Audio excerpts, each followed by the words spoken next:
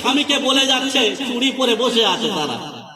স্ত্রী স্বামীকে বলে, স্ত্রী স্বামীকে বলে, ও গো স্বামী মুন্না, আমি যাই লোনের কিস্তি দিতে, তুমি করো রান্না।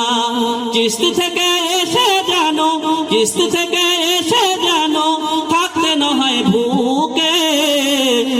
আর বর্তমান যুগের হাওয়া চলছে পুরা উল্টো দিকে। বলতে গেলে মনে বাজে, বলতে গেলে মনে বাজে, বলবো কোন দিক থেকে। আর বর্তমান যুগের হাওয়া চলছে পুরা উল্টো দিকে। রাস্তাঘাটে দেখো কত কত হাজার হাজার, আর স্বামী থাকে বাড়িতে, বিবি করে বাজার। বলতে গেলে মনে বাজে, বলতে গেলে মনে বাজে, বলবো কোন দিক থেকে। বলতে গেলে মনে বাজে, বলবো কোন দিক থেকে।